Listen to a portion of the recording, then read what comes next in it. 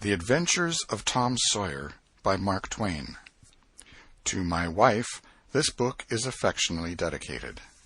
Preface. Most of the adventures recorded in this book really occurred. One or two were experiences of my own, the rest those of boys who were schoolmates of mine. Huck Finn is drawn from life, Tom Sawyer also, but not from an individual. He is a combination of the characteristics of three boys whom I knew, and therefore belongs to the composite order of architecture. The odd superstitions touched upon were all prevalent among children and slaves in the West at the period of this story, that is to say 30 or 40 years ago. Although my book is intended mainly for the entertainment of boys and girls, I hope it will not be shunned by men and women on that account, for part of my plan has been to try to pleasantly remind adults of what they once were themselves, and of how they felt and thought and talked, and what queer enterprises they sometimes engaged in. The author. Hartford, 1876. Chapter 1. Tom. No answer. Tom. No answer. What's gone with that boy, I wonder? You, Tom! No answer. The old lady pulled her spectacles down and looked over them about the room. Then she put them up and looked out under them. She seldom or never looked through them, for so small a thing as a boy.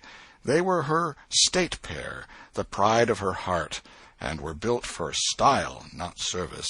She could have seen through a pair of stove lids just as well.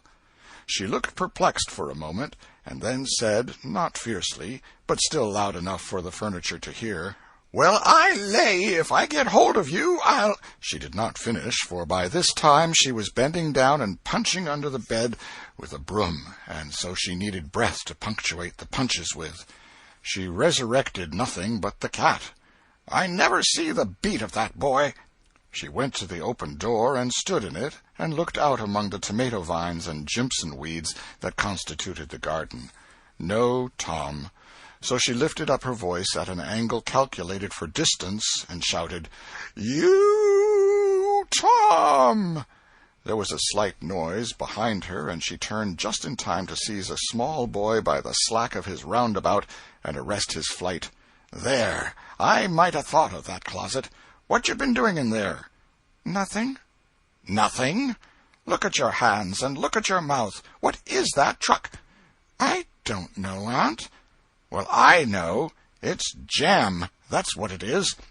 40 times I've said if you didn't let that jam alone, I'll skin you. Hand me that switch." The switch hovered in the air. The peril was desperate. "My, look behind you, Aunt." The old lady whirled round and snatched her skirts out of danger. The lad fled on the instant, scrambled up the high board fence, and disappeared over it. His Aunt Polly stood surprised a moment, and then broke into a gentle laugh. "Hang that boy! Can't I never learn anything? Ain't he played me tricks enough like that for me to be looking out for him by this time? But old fools is the biggest fools there is. Can't learn an old dog new tricks, as the saying is. But my goodness, he never plays them alike 2 days, and how is a body to know what's coming? He 'pears to know just how long he can torment me before I get my dander up, and he knows if he can make out to put me off for a minute or make me laugh, it's all down again, and I can't hit him a lick. I ain't doing my duty by that boy, and that's the Lord's truth, goodness knows. Spare the rod and smile the child, as the good book says. I'm a-laying up sin and suffering for us both, I know. He's full of the old scratch, but laws o' me, he's my own dead sister's boy, poor thing, and I ain't got the heart to lash him somehow. Every time I let him off, my conscience does hurt me so, and every time I hit him, my old heart most breaks. Well, well, a man that is born of a woman is of few days and full of trouble, as the Scripture says, and I reckon it's so. He'll play hooky this evening. That's southwestern for afternoon. And I'll just be obleeged to make him work tomorrow to punish him. It's mighty hard to make him work Saturdays when all the boys is having holiday, but he hates work more than he hates anything else, and I've got to do some of my duty by him, or I'll be the ruination of the child." Tom did play hooky, and he had a very good time. He got back home barely in season to help Jim, The small colored boy saw next day's wood and split the kindling before supper. At least he was there in time to tell his adventures to Jim, while Jim did 3/4 of the work. Tom's younger brother, or rather half-brother, Sid, was already through with his part of the work, picking up chips, for he was a quiet boy and had no adventurous, troublesome ways. While Tom was eating his supper and stealing sugar as opportunity offered, Aunt Polly asked him questions that were full of guile and very deep, for she wanted to trap him into damaging revealments. Like many other simple-hearted souls, it was her pet vanity to believe she was endowed with a talent for dark and mysterious diplomacy, and she loved to contemplate her most transparent devices as marvels of low cunning. Said she, "Tom, it was middling warm in school, wasn't it?" "Yes'm." "Powerful warm, wasn't it?" "Yes'm." "Didn't you want to go in a-swimming, Tom?" A bit of a scare shot through Tom, a touch of uncomfortable suspicion. He searched Aunt Polly's face, but it told him nothing. So he said, "No'm, well, not very much." The old lady reached out her hand and felt Tom's shirt and said, "But you ain't too warm now, though." And it flattered her to reflect that she had discovered that the shirt was dry without anybody knowing that was what she had in her mind. But in spite of her, Tom knew where the wind lay now, so he forestalled what might be the next move. "Some of us pumped on our heads. Mine's damp yet, see?" Aunt Polly was vexed to think she had overlooked that bit of circumstantial evidence and missed a trick. Then she had a new inspiration. "Tom, you didn't have to undo your shirt collar where I sewed it to pump on your head, did you? Unbutton your jacket." The trouble vanished out of Tom's face. He opened his jacket. His shirt collar was securely sewed. "Bother! Well, go 'long with you. I'd made sure you'd played hooky and been a-swimming, but I forgive you, Tom. I reckon you're a kind of singed cat, as the saying is, better'n you look, this time." She was half sorry her sagacity had miscarried, and half glad that Tom had stumbled into obedient conduct for once. But Sidney said, "Well, now if I didn't think you sewed his collar with white thread, but it's black." "Why, I did sew it with white, Tom." But Tom did not wait for the rest. As he went out the door, he said, "Siddy, I'll lick you for that." In a safe place, Tom examined 2 large needles, which were thrust into the lapels of his jacket, and had thread bound about them. One needle carried white thread, and the other black. He said, "She'd never noticed if it hadn't been for Sid. Confound it! Sometimes she sews it with white, and sometimes she sews it with black. I wish to Jiminy she'd stick to one or t'other. I can't keep the run of 'em. But I bet I'll learn Sid for that. I'll learn him." He was not the model boy of the village. He knew the model boy very well, though, and loathed him. Within 2 minutes, or even less, he had forgotten all his troubles. Not because his troubles were one whit less heavy and bitter to him than a man's are to a man, but because a new and powerful interest bore them down and drove them out of his mind for the time, just as men's misfortunes are forgotten in the excitement of new enterprises. This new interest was a valued novelty in whistling, which he had just acquired from a negro, and he was suffering to practice it undisturbed. It consisted in a peculiar bird-like turn, a sort of liquid warble, produced by touching the tongue to the roof of the mouth at short intervals in the midst of the music. The reader probably remembers how to do it, if he has ever been a boy. Diligence and attention soon gave him the knack of it, and he strode down the street with his mouth full of harmony and his soul full of gratitude. He felt much as an astronomer feels who has discovered a new planet. No doubt, as far as strong, deep, unalloyed pleasure is concerned, the advantage was with the boy, not the astronomer. The summer evenings were long. It was not dark yet. Presently Tom checked his whistle. A stranger was before him, a boy a shade larger than himself. A newcomer of any age or either sex was an impressive curiosity in the poor little shabby village of St. Petersburg. This boy was well dressed, too, well dressed on a weekday. This was simply astounding. His cap was a dainty thing, his close-buttoned blue cloth roundabout was new and natty, and so were his pantaloons. He had shoes on, and it was only Friday. He even wore a necktie, a bright bit of ribbon. He had a citified air about him that ate into Tom's vitals. The more Tom stared at the splendid marvel, the higher he turned up his nose at his finery and the shabbier and shabbier his own outfit seemed to him to grow. Neither boy spoke. If one moved, the other moved, but only sidewise, in a circle. They kept face to face and eye to eye all the time. Finally, Tom said, "I can lick you." "I'd like to see you try it." "Well, I can do it." "No, you can't either." "Yes, I can." "No, you can't." "I can." "You can't." Can't. An uncomfortable pause. Then Tom said, "What's your name?" "'Tisn't any of your business, maybe." "Well, I 'low I'll make it my business." "Well, why don't you?" "If you say much, I will." "Much. There now." "Oh, you think you're mighty smart, don't you? I could lick you with one hand tied behind me if I wanted to." "Well, why don't you do it? You say you can do it." "Well, I will, if you fool with me." "Oh, yes, I've seen whole families in the same fix." "Smarty, you think you're some now, don't you?" "Oh, what a hat!" "You can lump that hat if you don't like it. I dare you to knock it off, and anybody that'll take a dare will suck eggs." "You're a liar." "You're another." "You're a fighting liar and doesn't take it up." "Ah, take a walk." "Say, if you give me much more of your sass, I'll take and bounce a rock off'n your head." "Oh, of course you will." "Well, I will." "Well, why don't you do it, then? Why do you keep saying you will for? Why don't you do it? It's because you're afraid." "I ain't afraid." "You are." "I ain't." "You are." Another pause, and more eyeing and sidling around each other. Presently they were shoulder to shoulder. Tom said, "Get away from me." "Go away yourself." "I won't." "Well, I won't either." So they stood, each with a foot placed at an angle as a brace, and both shoving with might and main and glowering at each other with hate. But neither could get an advantage. After struggling till both were hot and flushed, each relaxed his strain with watchful caution, and Tom said, "You're a coward and a pup. I'll tell my big brother on you, and he can thrash you with his little finger, and I'll make him do it, too." "What do I care for your big brother? I've got a brother that's bigger than he is, and what's more, he can throw him over that fence, too." Both brothers were imaginary. "That's a lie." "Your saying so doesn't make it so."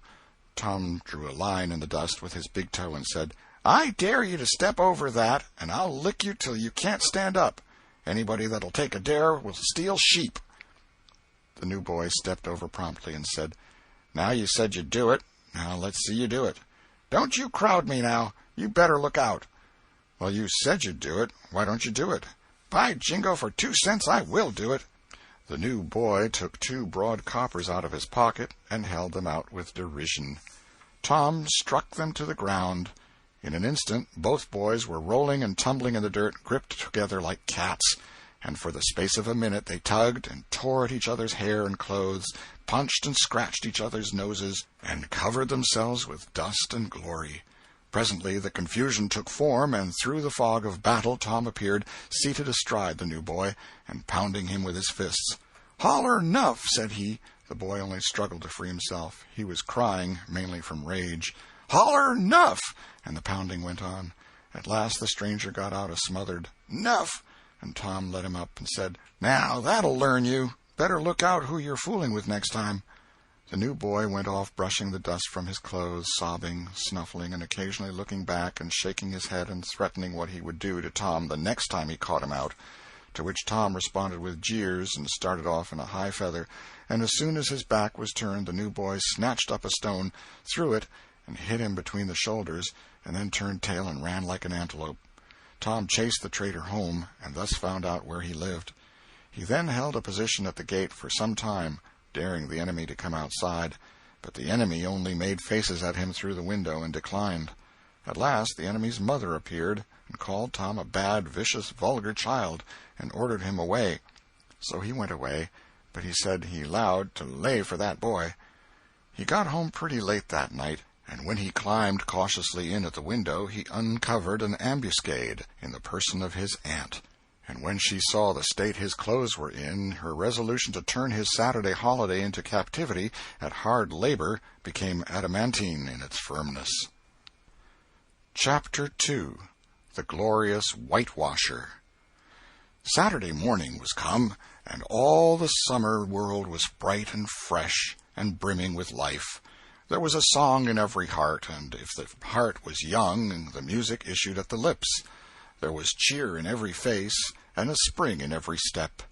The locust trees were in bloom, and the fragrance of the blossoms filled the air. Cardiff Hill, beyond the village and above it, was green with vegetation, and it lay just far enough away to seem a delectable land, dreamy, reposeful, and inviting. Tom appeared on the sidewalk with a bucket of whitewash and a long-handled brush. He surveyed the fence, and all gladness left him, and a deep melancholy settled down upon his spirit. 30 yards of board fence 9 feet high. Life to him seemed hollow, and existence but a burden. Sighing, he dipped his brush and passed it along the topmost plank, repeated the operation, did it again, compared the insignificant whitewashed streak with the far-reaching continent of unwhitewashed fence, and sat down on a tree-box discouraged. Jim came skipping out at the gate with a tin pail and singing "Buffalo Gals."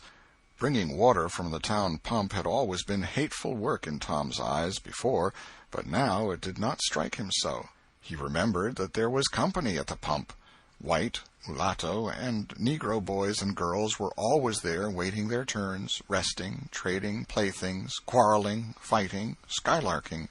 And he remembered that although the pump was only 150 yards off, Jim never got back with a bucket of water under an hour, and even then somebody generally had to go after him. Tom said, "Say, Jim, I'll fetch the water if you'll whitewash some." Jim shook his head and said, "Can't, Mars Tom. Old missus, she told me I got to go and get this water and stop fooling around with anybody. She say she spec Mars Tom going to ax me to whitewash, and so she told me to go along and tend to my own business. She 'lowed she'd tend to whitewashing." "Oh, never mind what she said, Jim. That's the way she always talks. Give me the bucket. I won't be gone only a minute. She won't ever know." "Oh, I dasn't, Mars Tom. Old missus, she'd take and tar the head off'n me. 'Deed she would." She never licks anybody. Whacks 'em over the head with her thimble, and who cares for that, I'd like to know. She talks awful, but talk don't hurt. Anyways, it don't if she don't cry. Jim, I'll give you a marvel. I'll give you a white alley." Jim began to waver. "White alley, Jim, and it's a bully taw." "My, that's a mighty gay marvel, I tell you. But, Mars Tom, I's powerful 'fraid of old missus. And besides, if you will, I'll show you my sore toe." Jim was only human. This attraction was too much for him. He put down his pail, took the white alley, and bent over the toe with absorbing interest while the bandage was being unwound. In another moment he was flying down the street with his pail and a tingling rear. Tom was whitewashing with vigor, and Aunt Polly was retiring from the field with a slipper in her hand and triumph in her eye. But Tom's energy did not last. He began to think of the fun he had planned for this day, and his sorrows multiplied. Soon the free boys would come tripping along on all sorts of delicious expeditions, and they would make a world of fun of him for having to work. The very thought of it burnt him like fire. He got out his worldly wealth and examined it. Bits of toys, marbles, and trash. Enough to buy an exchange of work, maybe, but not half enough to buy so much as half an hour of pure freedom. So he returned his straitened means to his pocket and gave up the idea of trying to buy the boys. At this dark and hopeless moment an inspiration burst upon him, nothing less than a great, magnificent inspiration. He took up his brush and went tranquilly to work. Ben Rogers hove in sight presently, the very boy of all boys, whose ridicule he had been dreading. Ben's gait was the hop, skip, and jump, proof enough that his heart was light and his anticipations high.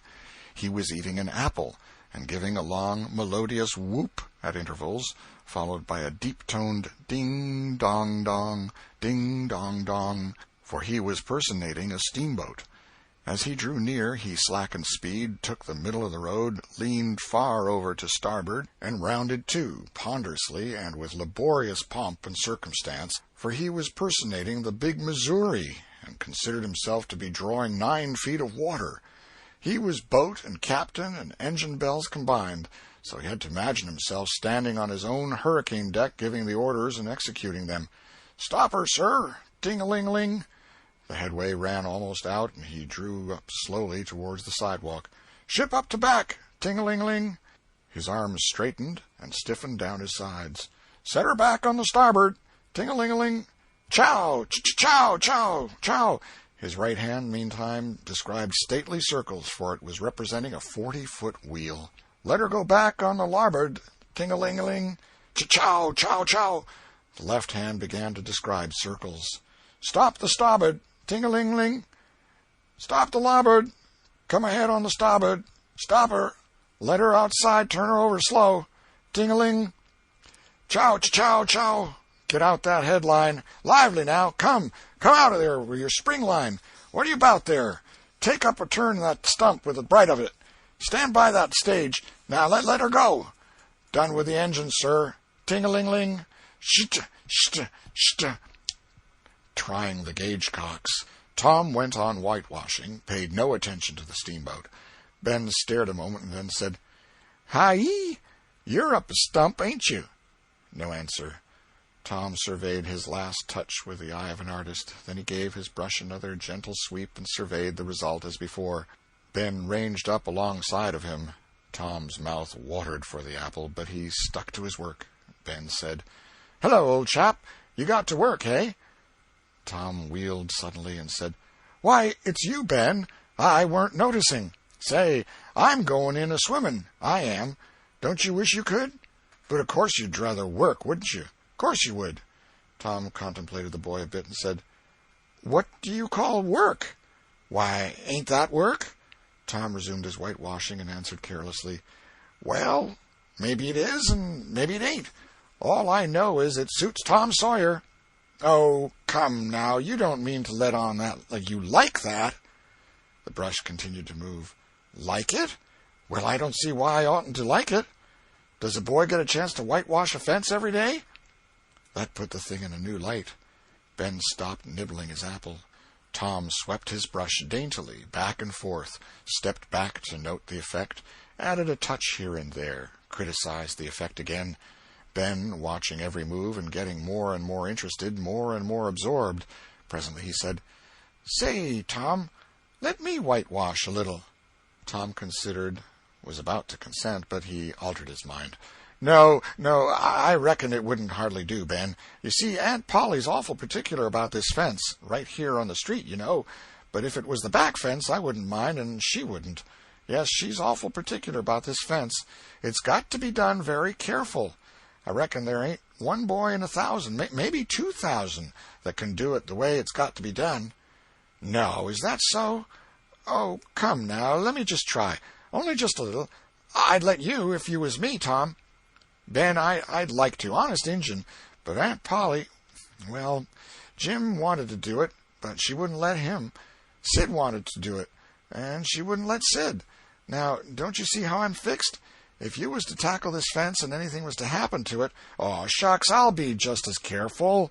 Now let me try. Say, I'll give you the core of my apple. Well, here. No, Ben, no, now don't. I'm afeard. I'll give you all of it. Tom gave up the brush with reluctance in his face, but alacrity in his heart. And while the late steamer Big Missouri worked and sweated in the sun, the retired artist sat on a barrel in the shade close by, dangled his legs, munched his apple, and planned the slaughter of more innocents. There was no lack of material. Boys happened along every little while. They came to jeer, but remained to whitewash. By the time Ben was fagged out, Tom had traded the next chance to Billy Fisher for a kite in good repair, and when he played out, Johnny Miller brought in for a dead rat and a string to swing it with, and so on, hour after hour. And when the middle of the afternoon came, from being a poor poverty-stricken boy in the morning, Tom was literally rolling in wealth. He had, beside the things before mentioned, 12 marbles, part of a jew's harp, a piece of blue bottle glass to look through, a spool cannon, a key that wouldn't unlock anything, a fragment of chalk, a glass stopper of a decanter, a tin soldier, a couple of tadpoles, 6 firecrackers, a kitten with only one eye, a brass doorknob, a dog collar, but no dog, the handle of a knife, 4 pieces of orange peel, and a dilapidated old window sash. He had had a nice, good, idle time all the while, plenty of company, and the fence had had 3 coats of whitewash on it. If he hadn't run out of whitewash, he would have bankrupted every boy in the village. Tom said to himself that it was not such a hollow world after all. He had discovered a great law of human action without knowing it, namely, that in order to make a man or boy covet a thing, it is only necessary to make the thing difficult to attain. If he had been a great and wise philosopher, like the writer of this book, he would now have comprehended that work consists of whatever a body is obliged to do, and that play consists of whatever a body is not obliged to do. And this would help him to understand why constructing artificial flowers or performing on a treadmill is work, while rolling 10-pins or climbing Mont Blanc is only amusement. There are wealthy gentlemen in England who drive 4-horse passenger coaches 20 or 30 miles on a daily line in the summer because the privilege costs them considerable money. But if they were offered wages for the service, that would turn it into work, and then they would resign. The boy mused a while over the substantial change which had taken place in his worldly circumstances, and then wended toward headquarters to report. The end of Chapter 2.